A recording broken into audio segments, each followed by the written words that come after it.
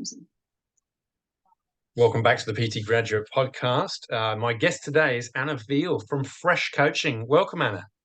Oh, thank you, Rich. It's a pleasure to be here. It's great. It's always good to, and we've been introduced by a third party, Nikki Williams. So, which is not the first time it's occurred. Actually, Nikki is extremely good at putting people's hands up for them, and she's good at choosing the right people as well. So, thanks for coming along today. It's great to meet you, but also talk about what you do and how you do it, and obviously you're in the industry, but also you do some corporate work, you run workshops, and you're a coach, hence the name Fresh Coaching. So where did that all start, Anna? How did you get into that, and what is it that you do with that?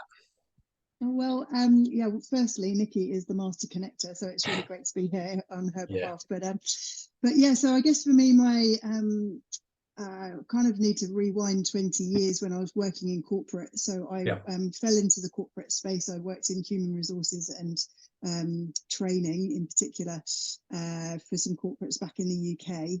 And whilst it was a great career, I was really passionate about health and well-being even back then in my early 20s. So I was sort of taking legs, bums and tums, as it was back then, the classes. Remember those? Yeah. Mr. Motivator days?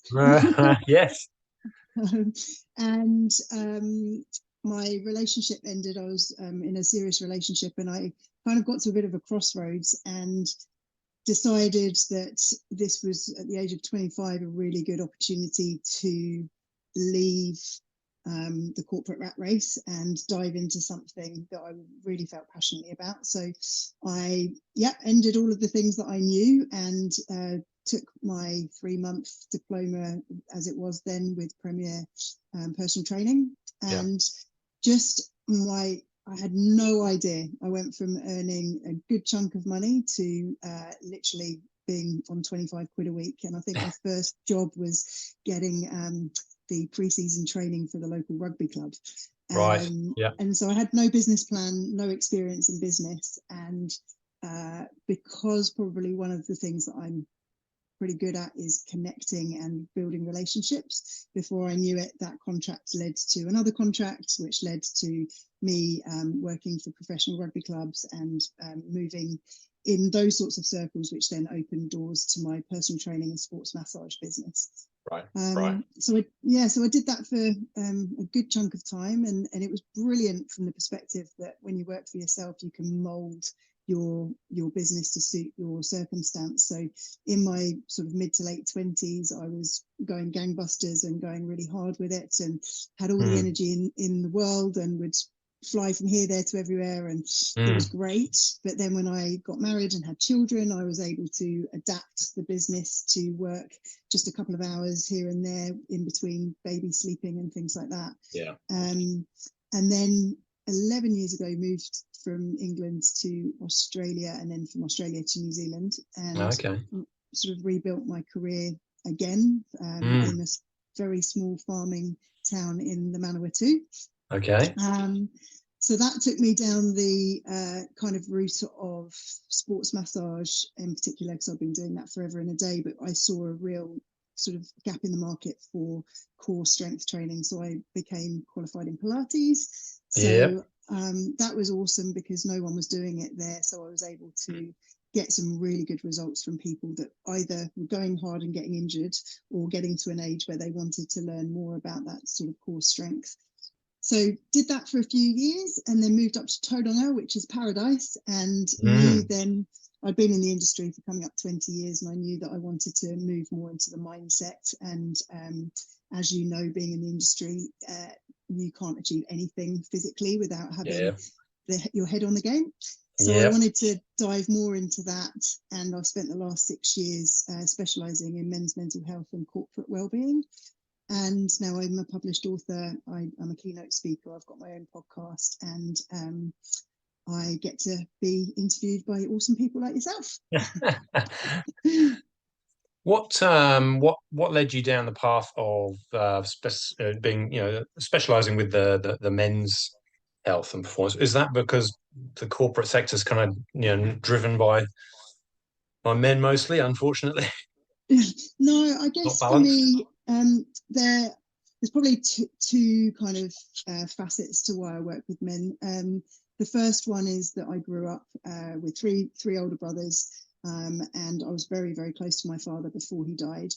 And I've seen the pressure that's on men, and I don't think it's recognised. And I think that men's mental health is something, up until recently, the tide has changed now in the last sort of year maybe, but certainly 6 years ago when I moved into that space, nobody was talking about men's mental health. And without a strong sense of identity and a strong sense of purpose, the pressure can get to a lot of men, and then that filters down to, if they're in a relationship, their relationships, and then ultimately their children. So I think for me, I lived with a father who was an alcoholic, and he was a functioning alcoholic and the most incredible human being you could ever meet. But he had demons, and he drowned his demons with alcohol. And I was, it was challenging at times to be in a household where addiction is prevalent. So I know firsthand what it feels like to be in a family dynamic where the father is suffering, and I don't want any family to feel like that. So whilst I'm not a counsellor or a psychologist, coaching gives us the freedom to be able to explore the parts of ourselves that we potentially know are damaging, but to be able to freely express what they are in a safe place, but then for us to be able to sort of say, okay, we know that this isn't ideal, so where do you want to go, and how can I help you get there? So ultimately, yes, I'd been around men and boys for all of my life, and I'd worked in sort of a lot of male-dominated environments like rugby, football, rowing. So that's probably just a circumstance thing. I just feel very strongly that men need to have a space to be themselves and relieve themselves of the pressure that's on them. Yeah. Such a powerful lived experience. It must be an incredible motivator to want to be able to help so many other people when you've been through that yourself as a bystander. Yeah, and it's interesting actually you should say that, because I just had a meeting earlier with somebody, and like I say, there has been a real shift in men's mental health in the last year, which is amazing. But I live in New Zealand. New Zealand men don't like talking. They don't like spending money, and they've been taught that she'll be right, and just go for a run. So in terms of target market, let's just say I didn't really pick one that was going to be that easy to break into. And I think on the days that I found it difficult, having that deeper connection of like, there's a big reason why I'm in this work, and it's not just to earn a living, has kept me going when I've kind of gone, I could just be a women's health coach. That would be much easier. Yeah, absolutely. But I guess that it brings with it a strong sense of purpose, doesn't it? It does. Yeah. So tell me more about the workshops. Obviously coaching, I probably understand the most, but in terms of your workshops and the corporate work, that's you obviously get to spend more time with people. You have more of an impact. How does that work for you? Do you run programs or one-off, or how does it work? Yeah, so I guess for me it's been an evolution. So when I went into coaching, it was sort of the one-on-one, was really amazing. But I've always been a one-to-many person. My personality is good in front of an audience, if you like, and so I guess my training in background in human resources, I had the skills to be able to present and that sort of thing. And what I love about workshops is that I might have a topic, for example, that I'm talking about. So let's just, I don't know, let's pick mindfulness, for example. I might have a topic that I talk about, but when you're working with groups, it's the energy and the interaction of other people, and it's those kind of light bulb moments for people. And then also when I'm working with men, they get to see, oh my gosh, it's not just me that thinks this. There's 10 other people in the room, and they've all got the same problems, or they've all got the same thoughts about the problems. So Yeah. workshops are absolutely fantastic in terms of the collective and the connection and the conversation. And what I find as well is that it can be really validating for people. When I'm working in the corporate space, what I love about the corporate is that whereas with workshops, people generally pay to come to a workshop, so you have to assume that they want to be there. With corporate, they're being told to be at a meeting room B at 8:30 in the morning, and these guys are already time poor. They're already a bit stressed out. Most of them think that they've heard it all before. So what's the point in just another course or workshop? And so for me as a coach, that's where I love it, because you start to see people. I did a time management one the other day for an organisation here in Tauranga. And to be honest, 80% of them were just, their arms were folded and they were just not really, they're like, I'm time poor already. Yeah. Why do I need You're making me hour? more time poor. Yeah. And just the approach that I have to it, it's not about, okay, you need a calendar and you need this. It was all about your perception of time, your ability to be assertive and say, no, I can't, or giving people tools to have awkward conversations with peers or their management to say, I can't do this, or actually to ask for help, which no one seems to be able to do. All of a sudden, the feedback from that course was, she's just changed my relationship with myself, the relationship with that I have with my team leader, the relationship I've got with Joe Bloggs, who I just assumed was a bit hard work and never wanted to help me out, So the corporates are really fascinating for me, because you've got you've got a group of 20 or 30 people that would rather be somewhere else, and then when you can start to help see their behaviors shift because you're getting inside their minds, that's a good day in the office for me. I bet, absolutely. And being able to see that shift across the course of the day, really, you're winning, but also you're making a difference to people. And ultimately, Rich, that's the thing for me, is that I personally believe, and especially, since my dad died, we only get one shot, and all of us take that for granted, every single one of us. And I really, really believe that there's more to life than just clocking in and doing the 9 to 5. So if I can just help one person see things differently, and it's not to say that we all have to, quit our jobs and go traveling around India. It's about, smiling at the person behind you in the queue, or paying for somebody's coffee, or actually being present with your children. Those sorts of things are what makes life purposeful. And if I can just help one person see that, then I'm a happy person. Some of the things that you work through, are they ideas you've come up with on your own, or is it sort of as a result of some training that you've done? How do you sort of create what you do? Well, I have a brain that doesn't really switch off too much. And I guess everything for me has been an evolution. I'm not somebody who has a business plan or a structure. I'm more free flowing, see where it takes us. And I also adapt to my surroundings. So I might see you in the morning and you might be very sort of schedule orientated. And so I'll adapt my kind of style to suit you. I've got a couple of clients at the moment who are really, they love accountability, they love structure, and so I provide that for them. But then I've got other clients that would just feel too restricted if they kind of were told, right, today we're doing this, this, and this. So I guess for me, in terms of my own implementation, I'm 20 years now in the wellbeing industry, so I've seen a lot of people in that time, and so I know what makes people tick. And for me, it comes down to 5 things. It's being aware of your mind. It's being able to take care of your body physically. It's about fueling your body with good nutrition. And it's about getting ample sleep. And then the 5th one is to be able to breathe efficiently and effectively. So I've got a framework, if you like, which I call M.E.N.S, which is ironic. And I Yeah, just had a moment. I was like, I I work like with it. men. And that's basically mindset, exercise, nutrition, and sleep. And Yes. then breath work, I kind of just tag on the end. But Yeah. when I'm working with clients, I guess because of my fitness background, I'll look at the ends part. So how are they moving? What are they fueling their body with? How are they sleeping? Mm.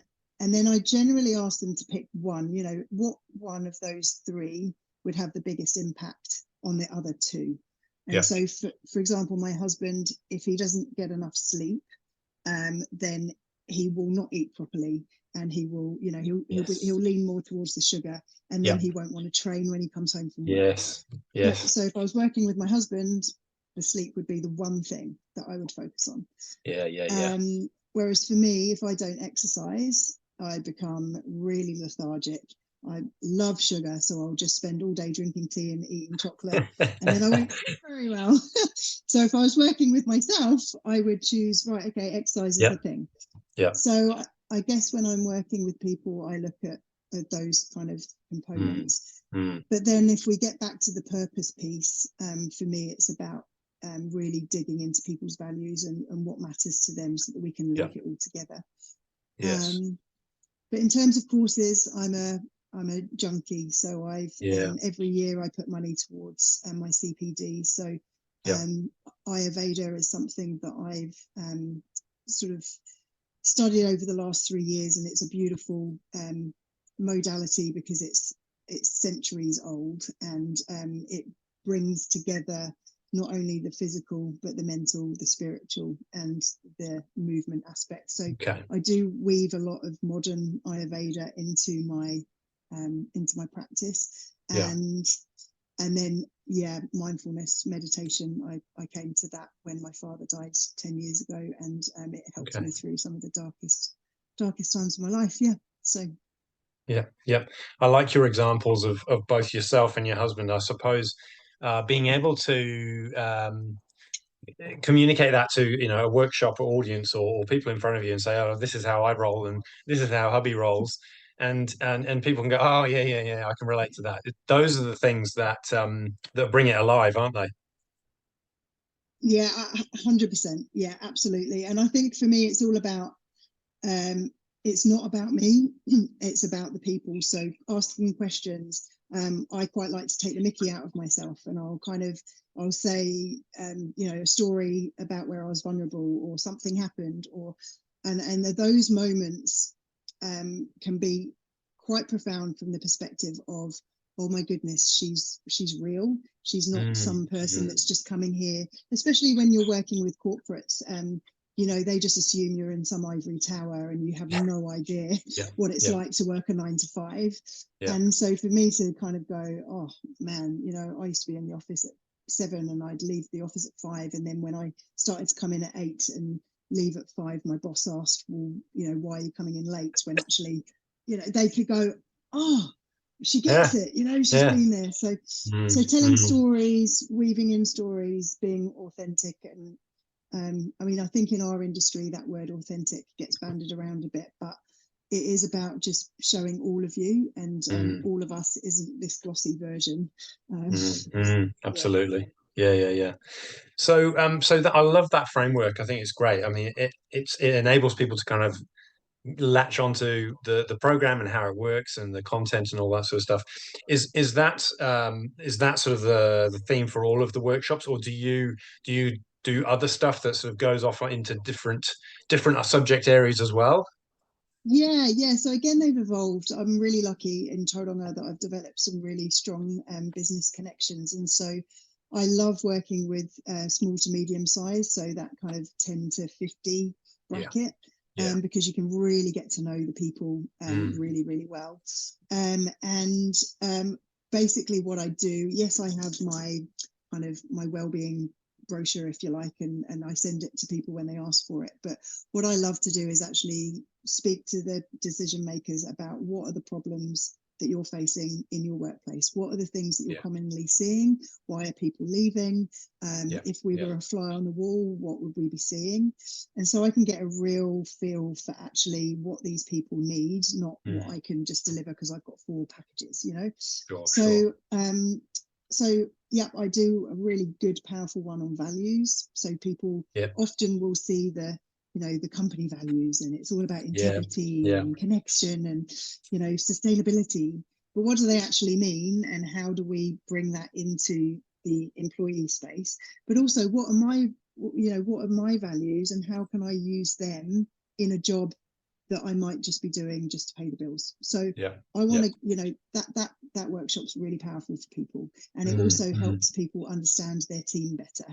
Because if I yeah. value connection, but you're not bothered about connection necessarily, and I'm messaging you and you don't reply, I'm going to assume that you're just moody and rude. Yep. Whereas Yeah. you're going to be like, oh yeah, I must message Anna back, but I've just got to go and do X, Y, Z first. So if we know that about each other, then you can go, oh, I know that Anna values connection, so I'm Yeah. just going to reply to that really quickly. Yeah. Or I might go, I know that connection isn't really on Rich's kind of top 5, Yeah. so I'm not going to get in the hump with him if he doesn't reply. So that values one is, oh, that's juicy. I love that one. Yeah. Yeah. Yeah. And then I've got another one, mindfulness, everyday mindfulness in the workplace. So that's more about how our thoughts create our feelings, which creates the actions and the behaviors which get the results. And again, that can be super powerful, because if I think Rich doesn't like me, and if I think Rich is, you know, too big for his boots, I'm going to act differently to you and maybe avoid eye contact. And Yeah. maybe the result is that I still believe that you're too big for your boots. And Mm, actually, Rich is just busy and he's preoccupied and he hasn't even seen Anna in the corner. yes. And he would love to have a chat, but he just thinks that Yeah. you're busy as well. Yeah. So that's a Mm. brilliant one for just getting people to go, oh my gosh, I make up so many stories in my head. And then in that one, it's great because we get to challenge beliefs, and Yeah. then I teach them how to meditate and, you know, all that sort of stuff. So Yeah. that's a cool Yeah. one. Yeah. Yeah. Nice. Stress management is another one that's really big and popular. You know, Yeah. what's the difference between you know, sympathetic, parasympathetic? What Yeah. does that mean for me? What happens to our body when we're completely in sympathetic all the time?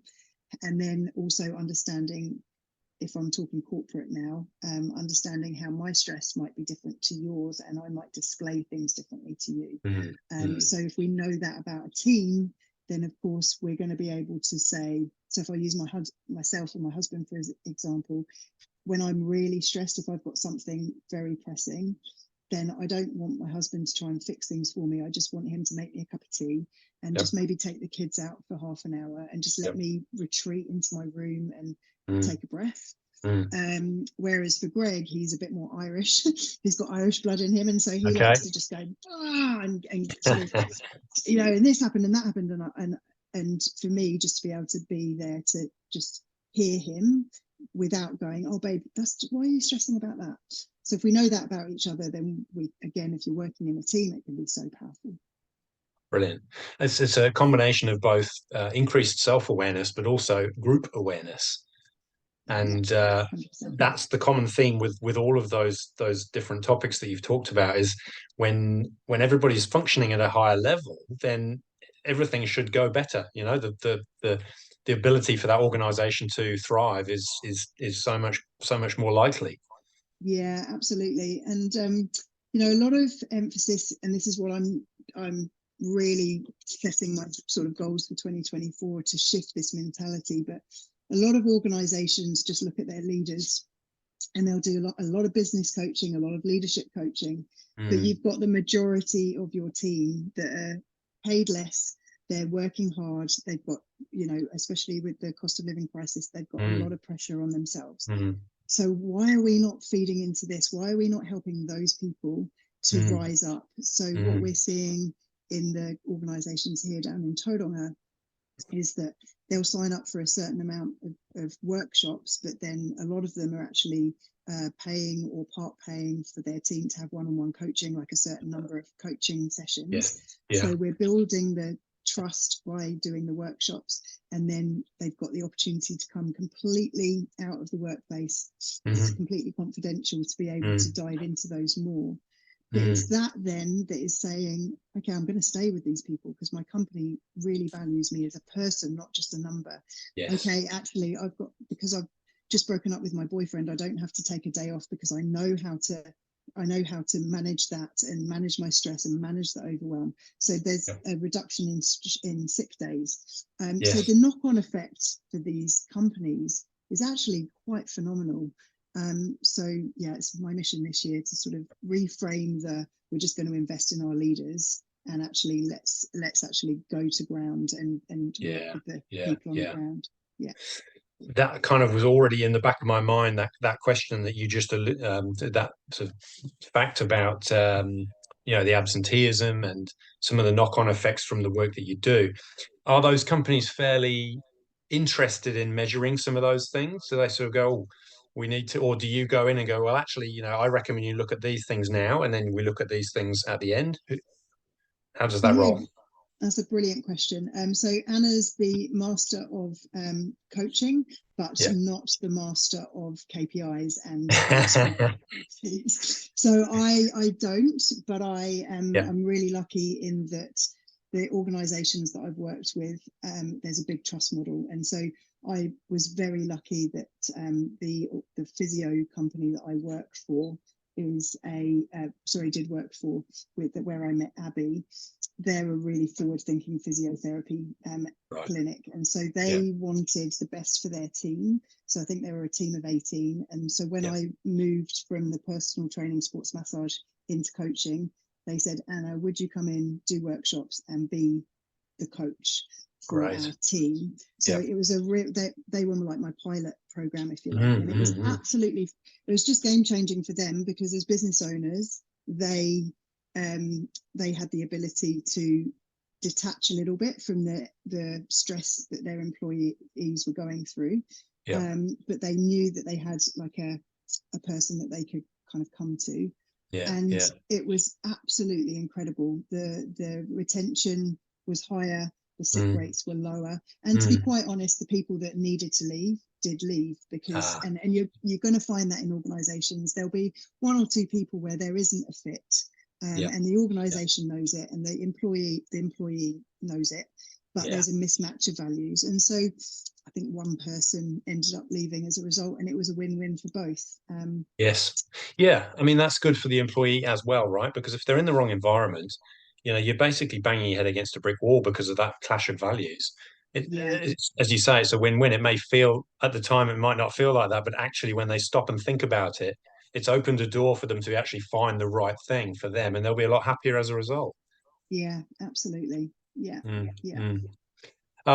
It's fascinating. I love this sort of stuff. I mean, I'm getting into that coaching space myself and doing more of that, and awesome. love to chew the fat on all those sorts of things, because it's a large part of it is what's going on up here, like we said at the beginning, and that's something I've always been interested in, but has become increasingly so as time has gone on. You work with people where if there's a more physical goal involved, we're quite good at exercise, and as exercise professionals, good at handling that and steering people in the right direction. But the ones who struggle, the ones that don't succeed, it's often what's going on up here, as opposed to not doing not doing the work that we're asking them to do. And how have you found you've got around that in your experience? Because obviously you are a well-seasoned coach for your clients. Like, how have you? Thank you. It's usually patience. I find it's patience. I think what you're waiting, you've got to meet the client where they're at, right? And I think that's critical. But it's so easy for a coach who will feel like they have all the answers to want to just tell the person the answers. And we know that doesn't work, but that's the instinct. And I think where the patience piece comes in is where it's about asking the right questions, and it's about, if people are open to suggestions, obviously providing those suggestions. But if you ask the right questions, it will get people thinking about the right things. And when they think about the right things, they're more likely to do the right things. And it's an evolution. Some people will catch on quick, and some people will catch on slow, and everybody in between. Love Um, that. Yeah. and there's lots of coaching techniques, right? But there's not necessarily one that is the best. It's what suits the person in front of you on the particular day. It might not have even worked last time, but today it needs to be this one, you know? Oh Um, yeah. Yeah. yeah, it's which is why it's so fascinating, right? Because there's lots of training, but there's no specific manual. So it's like, well, and then of course the experience piece comes in. The more you've done it, the better you get at being agile, and working out what somebody needs today but what they didn't have or didn't need yesterday, and so on and so forth. So yeah, it's exciting. Yeah. Is that I love that, and I'm laughing because I have always been pretty hard out in my training and my discipline and my things. And then since I'm 46 next week, but since hitting 43 and that perimenopause, Yes. seriously, you just do not know what day you're going to get. And so, some days I'm like, oh yeah, I can seize the world and the world's my oyster and this is amazing and kick ass. And then other days it's like, and so you're absolutely right. Sometimes it's not just a mentality person to person. Sometimes it's literally a day by day, depending on where Mm, your mm, hormones are sitting. And so mm. for you as a coach to be able to adapt to that, especially us perimenopausal women, I salute you. You're absolutely right, and my wife's in the same stage in process, and I think I'm learning twice as fast as I was sort of five years ago. Because Yeah, yeah, yeah, sometimes it's a little unpredictable, and I think that whole empathy and compassion piece is so important, right? Because in yeah, our heads, we can see a solution and we know how many steps are probably required to get to that solution, but we haven't lived that person's life, and therefore we can't impose our blueprint on what theirs might look like. And so yeah, it is that skill of coaching, the dance of coaching is about maintaining that rapport, but helping somebody see that pathway, and even if it's just that next step of yeah. of a marathon, for example, then that should hopefully is a win.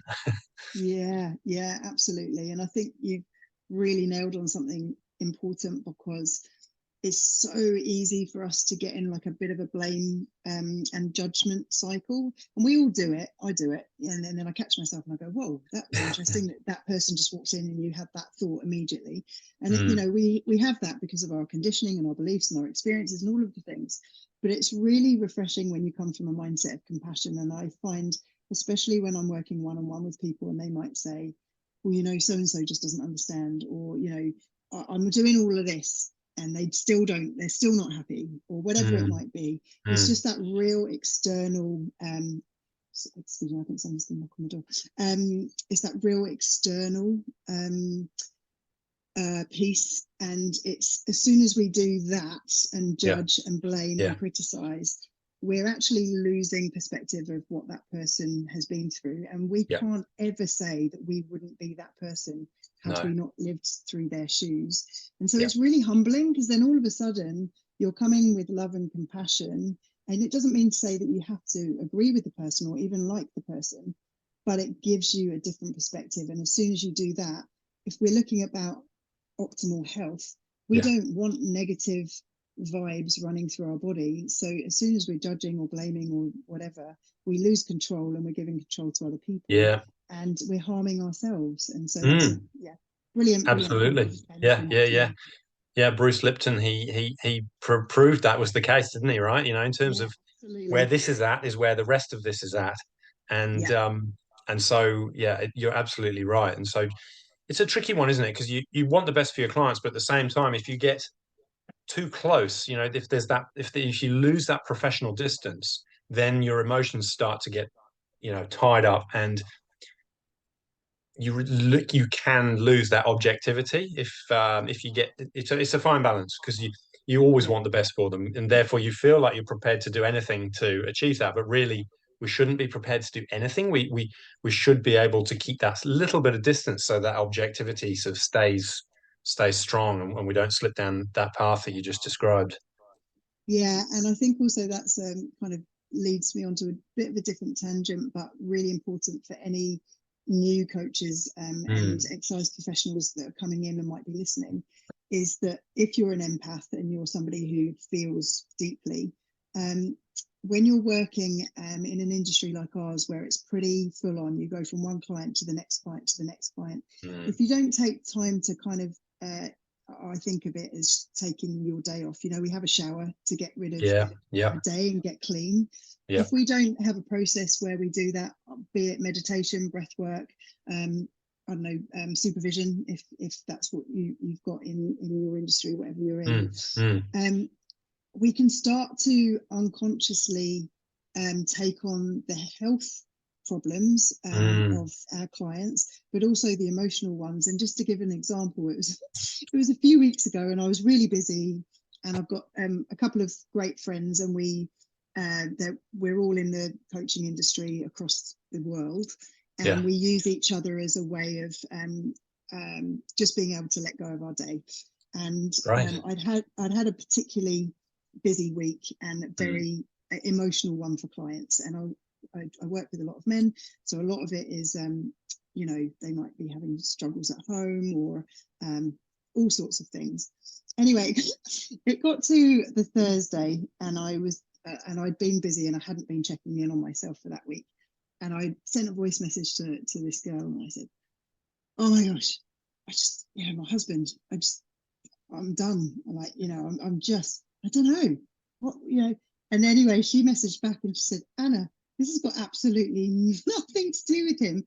All week, you've had people coming into your office or your studio Yeah. with problems with their marriage. And have you done your energy clearing?" I was like, "Oh yeah, that's right." Ah, And I did a meditation. I sat myself down. I grounded, and what a surprise! You know, my everything was fine. And so I think it's really important because sometimes it goes under the radar. Even mm, me, I've been in the industry for 20 years. mm. If you get on that rabbit, sort of on that hamster wheel, should I say? I don't think I've ever Mm. seen a rabbit on a hamster wheel, but you go, They move just as fast though. I imagine. Yeah, you know, it's important for us to check in. Yeah, yeah, absolutely. I like that. And I was talking to someone else earlier today in another chat, and one of her top tips was to find your downtime, to decompress, to take that to take those breaks, Yeah, whether they're micro breaks or proper days off, whatever it may be, to be able to fill your own cup really, and yeah. find your equilibrium again. Yeah, Yeah, absolutely. Especially in an industry like ours where it is giving. We are giving and giving and yeah, giving. yeah, It's very important to be able to fill yeah. that cup back up. Yeah. Yeah, there's a lot of energy required, isn't there? I mean, you've got to be Yeah. on your game mentally, but that brings with it a lot of physical energy as well. So at the end of a big day, it can be quite you can really feel it. Yeah, Yeah, definitely. Yeah. yeah. Yeah. What do you do out of interest?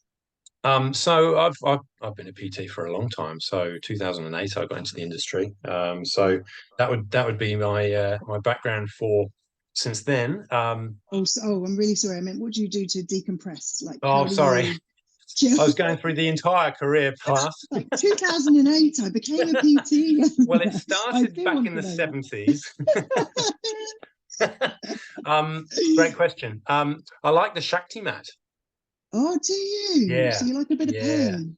I've been a bit of a Shakti proponent for a long time. It's Awesome. and I often get clients on it at the end of a movement session, Yeah. as a way of decompressing before they leave. So it's a way of sort of Mm. washing off, like you said, washing off the session. It may have been challenging, it may not have been challenging. Either way, it just gives them a moment to just to themselves. And I turn some relaxing music on and put myself in the corner. And so I kind of adopted that same practice. So I do the same thing. So I love a bit of Shakti mat, ideally skin to spikes as opposed to t-shirt. Um, Wow, you're and hardcore. it's a goodie. It's a goodie because initially you get that discomfort, but then you have an enhanced sort of compensation of relaxation. And the number of times I've fallen asleep, Really? not so much more recently, but a few years ago I was a bit more depleted than I am now, and I'd wake up with a start and go, oh shit, I've been out for 10, 15 minutes. Wow. Dog walks is probably the other one. The Yeah. dogs.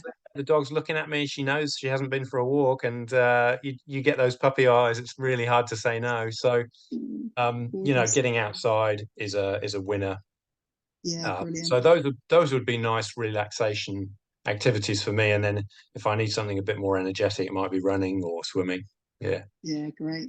Mm, Great. So mm. isn't it interesting? It's sort of like mostly movement based, with the exception of Shakti. But Yeah. it's so important how that body and mind is so intertwined, isn't it? Yeah, Yeah. absolutely. Um, it's critical, and I think it's our responsibility to expose our clients to things they may not be aware of, and say, look, have you tried this? Have you tried that? This has worked for me, and it's worked for a number of clients, and just sow the seed, because Yeah. sometimes if people feel like they're being sold to, or an idea is being shoved down their neck, they're generally resistant. But if you can just sow the seed without it seeming like that, and then in a week's time going, oh, did you have a look at such and such, or did you try such and such, just casually slip it into the conversation and go, actually I did some research on that, and I've done such this, that, and the other. It's like, oh, they fully embraced it. It's Yeah. you just never know where things will go. No, I Mm. wrote a book last year, and actually I write about one of my clients who is exactly that, and came in and he said, I said, oh, so what brings you here? And he said, I'm a grumpy bastard. And I said, okay, all right, well, at least you're honest. And kind of like, he was a business owner, and we took a look at Yep. what he was doing, and he really liked, he was on the road a lot, and so he really liked, I can't remember what brand it was, but anyway, it doesn't really matter, but one of the energy drinks. And I Mm. said, oh, just out of interest, how much water do you drink? And he was like, ah, water's rubbish. And I was like, oh, yeah, cool, all good. I said, if you want to, you could look at maybe swapping a glass of water out. And anyway, basically, water was his answer. And he, to this day, drinks. And it was like you said, it was just sowing the seed. Have you thought about water? Why would I think about water? It's the most boring drink in the world. I'm like, Yeah. well, Yeah. you've just described a list of things to me that you're complaining about. Yeah. Coaching's really expensive. Water's free. How do you want to go? And anyway, he now talks about the fact that water was the thing that changed his. And I kid you Fabulous. not, it was a small change which altered, over the course of a few months, altered the way he saw things. He's now sold his business. He's got a personal trainer, and Wow. yeah, there was other steps that went into it, but the Yeah. fact was that one switch, and his choice to switch, kind of cascaded a ripple effect, and now his life is different. So That's yeah, powerful. yeah, yeah. But like you say, it's the sowing the Brilliant. seed and then Yeah. letting them do it. Yeah. Oh, well done. That's a great story. That's brilliant. Yeah, he's a legend. Yeah, Yeah. he was cool, Yeah. cool guy to work with. Yeah, yeah. Good coach. Good coach. So let's finish with some tips. I like to pick the brains of all my guests by saying, what are your top tips for obviously you've been in the exercise industry as well, but from a coaching point of view, whatever it may be, things that you feel like have worked for you and have been a useful sort of ingredient to sustainability, to keeping on doing what you're doing, that sort of thing. What would Anna's be? Well, I think